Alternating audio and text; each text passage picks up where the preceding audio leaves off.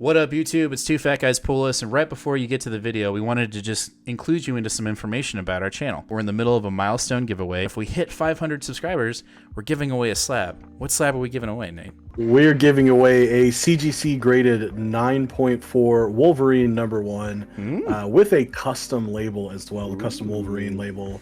This is the #1, the first in his ongoing series. Yes, but the only way we can give it away is if we hit 500 subscribers. So make sure to hit that subscribe button, hit that bell. Let's get on to the video, shall we? What up, YouTube? It's Two Fat Guys Pull Us, and we've got some breaking comic book news. It's about Marvel. It's about the future of Marvel. And it looks, I would say it looks bright. There's some questions to be asked, but it looks bright. Interesting. Yeah. So what we have in front of us, what we have in front of us is a timeline that Marvel has released as like a present to us for their birthday. And so they released on Twitter a timeline of Marvel comic events that are coming up starting in December. So I think this is a little bit of a preview of what we're going to get in solicitations, obviously. We're just getting a couple titles here and there. But then we're kind of looking forward into 2022, which is kind of nice. So we've got this timeline, and I think what we're seeing right now is you're taking the MCU, you're taking everything Disney Plus is doing, and then you have the comics. And I think we're trying to intertwine it a little bit more. We're trying to be a little bit more cohesive in our storytelling. Well, wouldn't you say that this is the first big piece of evidence that we have of Kevin Feige getting put into total creative director of all of Marvel? No doubt. I think in wherever the chips fall, we're gonna have to wait and see how that works out. I don't think it's a bad thing, but I think we're just kind of readjusting what the narrative is in comics, which again I'm kind of for. Like, we've seen what he can do with the MCU, and not to say that what we're currently reading is bad, but if there's going to be more connectivity and cohesiveness, color me intrigued. Oh, for sure. So if we look at this timeline, we're going to kick it off with Chip Zdarsky's Devil Reign event. So this is I think in November we get the last book of Chip Zdarsky's Daredevil run, and then I think we're running right into this Marvel event with Devil Reigns. Yep. So I wonder. Sorry. No, go ahead. I was going to say, they Chip Zdarsky and Chichetto put on their Twitters that once Daredevil is over, we're not done. Clearly, that means Devil's Reign. But I wonder if after Devil Reign, they will be done. And that's the biggest thing. Like, we're seeing these events, and we'll just have to wait and see. We got a little bit of that. We got a little snippet of that. We didn't realize what we were reading, but in Free Comic Book Day, we saw, the Kingpin basically destroy the entire Marvel universe. And if we read what is up on CBR for Daredevil, we kind of get a little bit of an insight on that. It says Daredevil, Kingpin declares all-out war in Devil's Reign event. The Daredevil event, Chip Zdarsky and Chichetto see the Kingpin back to his treacherous ways, outlawing superheroes in NYC. Now, I thought I read somewhere about there may be some kind of multiverse kind of thing going on here too. I'm not sure. Oh, interesting. I think I read that somewhere. I don't know that I've seen that, but one thing that I was really intrigued about that I did see is apparently he's going to be bringing back the Thunderbolts team, possibly from King of Black. So I thought that was pretty intriguing. Okay. Who knows if Star will still be involved? Yeah, she may be dead.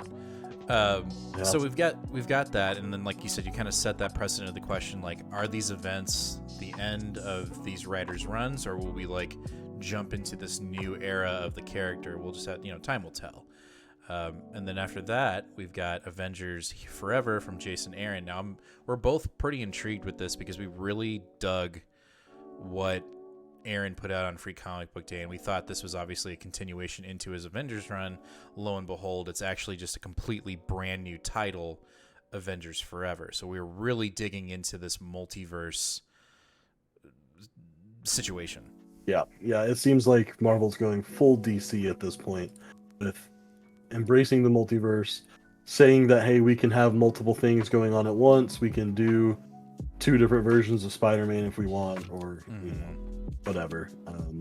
And it seems like that is I thought it was going to kind of creep a little bit into the comics. It seems like we are getting Like full drip, full on drop into the comics. And man, I'm for it. The question I have for this one specifically, like we're gonna break down each one, is does Jason Aaron's Avengers run, the Mighty Avengers run, does that continue alongside this Avengers Forever, or will we get a new writer, or will it end and then Avengers Forever will only be going for however long until we get a new Avengers title? That remains to be seen. I'm kind of hoping that there aren't two. I hope that one kind of goes away and the other one starts.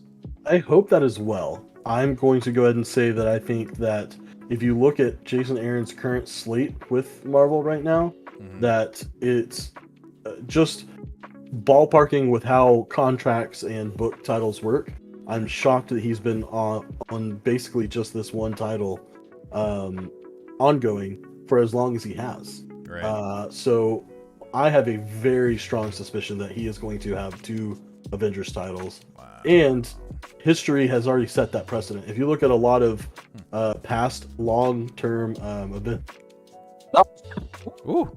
Excuse me. If you look at a lot of past long-term Avengers runs, look at Brian Michael Bendis, look at Jonathan Hickman, they have had multiple titles going on at the exact same time of Avengers. And so I imagine that's what we're going to see here too, is Jason Aaron doing 2 Avenger titles. I wonder if though we could, maybe some of the criticism or maybe some of the critiquing has kind of gotten through, and maybe Mighty Avengers will be more grounded, like say World War SheHulk, where we've got some continuous storylines coming through each new arc, but we're not this massive extinction level threat every fucking arc, and we leave that to Avengers Forever, which could do that just fine and not mess things up for the 616. I think that would be perfect. I almost wonder if this is just a great either a great pitch by Jason Aaron or a really good idea by an editor saying, like, listen, all Jason Aaron wants to do is fuck up an entire universe every arc. Yeah. Let's let him do that because he's good at it, but let's do it where it makes sense over in a multiverse instead of doing it here in the 616. I'm about it. I hope that's the case. Well, again, with most of these articles, only time will tell. I'm a little apprehensive. Not as excited as the Daredevil title, but I would still put this at like a good 8 out of 10 excitement. Yeah, for sure. All right, next up we've got the timeless Kang the Conqueror series that sets up the Marvel Universe for 2022. So this is where I feel like Feige obviously has the most influence, because Kang is going to be such a huge player into the MCU, into television shows, and now into comics. And we've got to build this guy up. Essentially, like when the MCU first started and Thanos dropped, you had about a 50-50 ratio of like, oh shit, it's Thanos, and who the fuck is Thanos, right? And now we're kind of jumping into this idea of like, well, Kang is a shit ton of people, so we have plenty of time to really build him up as a super bad. And if I'm not mistaken, is it Jed McKay that's writing this? It is Jed McKay, yep. I'm about that. I'm pretty excited about it. It looks like we are going to have a pretty diverse creative team as well, because both Joe Bennett is going to be on this book, the longtime Hulk artist that is just finishing up his run with Al Ewing, and then your favorite Spider-Man artist, Mark Bagley, looks like he's going to be on the book as well. Yeah, I'm not so excited about that, but I am excited about Joe Bennett, and if the dude can throw in some of his spicy body horror, I'd be totally about it. Ooh, that'd be dope. Some time traveling body horror. Ooh. That sounds spicy. All right, so after that, we've got the lives and deaths of Wolverine, or the 10 lives and 10 deaths of Wolverine. Yeah. So this has, this is, if you read this blurb, it's being very comparative to the 10 House of Powers, House and Powers, right? Yeah, House and Powers. I'm like losing my mind here for a minute. There's too many X's. It's being compared to that. And I saw a very interesting tweet from Comic Book Herald who said, if this is basically Wolverine through Moira's 10 lives and how each one wrapped up, he was basically like, fuck the multiverse, I'm about that. Yeah. And the the issues in the comics are limitless because you could literally do like Storm, Gambit, Rogue, Cyclops. You know, you could just go for forever, which I'd be happy about that. That would definitely be interesting. I feel like I would like it to be a little bit more involved and have a little bit more weight with what's going on in Krakoa right now. Yeah. And what makes me think that it is going to be that is at least the article says that this event or this title is supposed to usher in the second Krakoan age, much like House of X and Powers of 10 kickstarted the first Krakoan age. So I would imagine that while that does seem like a pretty good theory, and I bet it's involved in some way, the 10 lives of Wolverine throughout each of Moira's lives. Right. I feel like that's going to have some direct ramifications on what we've got going on in the current 616. I mean, there's a lot going on with mutants right now, and with the shakeup with Hickman jumping off after Inferno, and just kind of this all-around mystery of who's going to be in charge of the X office. You know, is it going to be multiple? Is it going to be one? I think there's a lot of talent in the X office, and I think it doesn't necessarily have to be one person, but I am jiving with everything that they're pushing out right now. I know some people aren't, but if Benjamin Percy's in charge, I don't see a problem with that. But I think Inferno is going to be so heavy, and then I think we're just going to be chomping at the bit. So the fact that this got announced for early 2022, yeah, give me more. You know, we are all about the mutants here, and we make it we go out of our way to make sure that X-Men are in our books, and I hope we don't regret that. And I'm sure this is going to be absolutely fantastic. Yep. All right, after that, we've got She-Hulk, which I am super stoked about. I've been ready for a new ongoing She-Hulk story. And, you know, we're getting vibes from this that it's going to be like She-Hulk's going back to her lawyer days.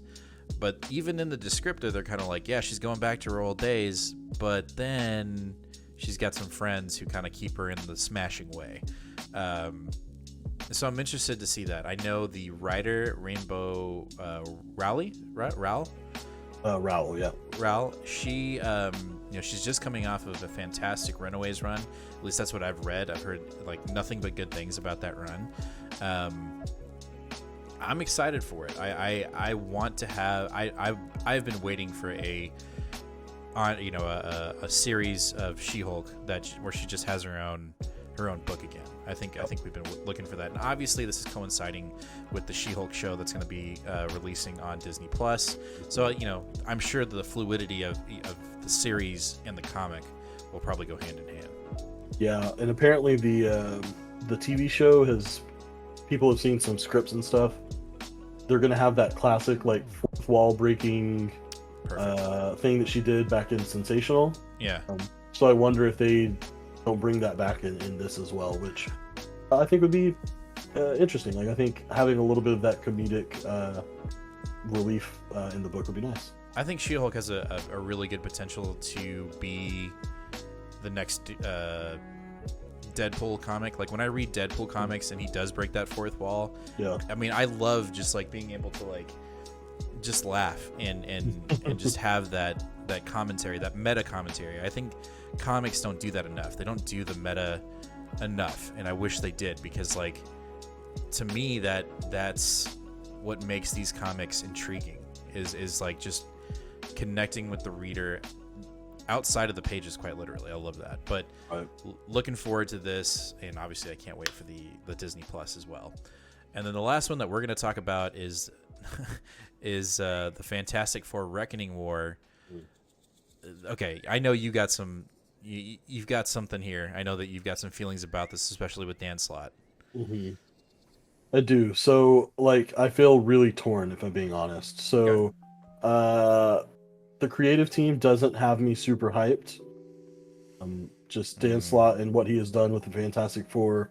I think his run actually started out pretty well. First, I don't know, maybe let's say the first 15, 18, maybe even 20 issues. Yeah. But I mean, once he devastated our boy Franklin, I don't know that there are many people that have really forgiven him for that. And his involvement with events, at least in my short period of time of reading Dan Slott work, has not been favorable. So I am worried because I love the Fantastic Four. I love these characters. Mm-hmm. And I'm really worried about what he's going to do to them, if I'm being honest. Yeah. And so, however, Dan Slott does really enjoy his cosmic, and when he does the cosmic stuff, when he really just sticks to that, Mm-hmm. like a Silver Surfer run, he does really well. Yeah. And even though it was Jason Aaron who essentially killed Uatu and placed Nick Fury as the Watcher, it was Dan Slott who brought the Watcher back at the very end of Empire. That's true. And so, and literally what he says in that last page of that epilogue is there will be a reckoning. And then the article actually mentions, I didn't know this, but the article mentions that on his 2005 run of She-Hulk, she actually visits a possible future reality where Earth was ruined and the cosmos was under attack by members of the Watcher's race. Like his actual race was destroying the cosmos, and that She-Hulk was actually the main reason why it happened. And so I'm curious to see, with those two things combined, how much the Watcher is going to be involved and how cosmic this is going to get. Dan Slott said in his Twitter, like, he's like, oh yeah, this has been 15 years in the making. Like, if you read my stuff from She-Hulk to now, you'll see tons of stuff lying around about this. So I imagine we'll get a reading order pretty quick from either Comic Book Herald or from Marvel itself, just to try to get you caught up. Got a little bit of homework to do. I'm actually kind of excited for that. Yeah, so that's the last one we're going to cover up or do a cover on. I think the other one that dropped was Moon Girl and Devil Dinosaur, and I think Hickman's going to probably write that. Yeah, so, that's a new Hickman book for sure. I mean, it just makes sense. The timing is there. It seems like something that's really fit for his style and his criteria. I think he can really world build with those two characters, like really get into it. Like, so Moon Girl and Devil Dinosaur could be amazing. I highly doubt it's something that either one of us will be picking up right off the bat. Maybe if it was like 4 more years from now and my daughter's actually reading, that would be something I was a little more excited about. But you watch, like, out of all these books, yeah, that's going to be the best one, right? And I'm not sure it's been announced who's writing it. At least I don't think so. I could be wrong on this. But it's probably either Hickman or it's Donny Cates, because that's the other thing. This list has no Donny Cates on it, and so maybe Donny Cates is doing Moon Girl, Devil Dinosaur. Like, holy shit! Yeah, that would be wild. That would be wild for sure. I would read it at that point. Oh, But yeah, it looks like there's a lot going on towards the end of 2021 and getting into 2022. Yeah, this is just through February. That's insane. I mean, it's got me excited. Let me say that. I know that we've got our ups and downs, our doubts here and there. But, we have to have that kind of healthy 50-50, right? We got to make sure that we kind of keep our eyes set on the prize. And so, it's got me excited for sure. I cannot wait for December's solicitations from Marvel. But overall, I'm really glad they released this, because, like, the Wolverines, I mean, all of it's got me really hyped outside of Moon Girl. Like, that's kind of, you really got to, I don't know. I just don't know anything about that character. So you're right. We're going to have to wait and see if that one wows a little bit. All right. So that's going to do it for the comic book news. We'll keep you guys up to date if anything else drops, but make sure to hit that subscribe button, hit that bell, give us a like. We always appreciate that. Because, we're in the middle of a milestone giveaway. We talked about it at the beginning of this video. We're so close. And as always, read more comics. Talk to you later, fam. Bye-bye.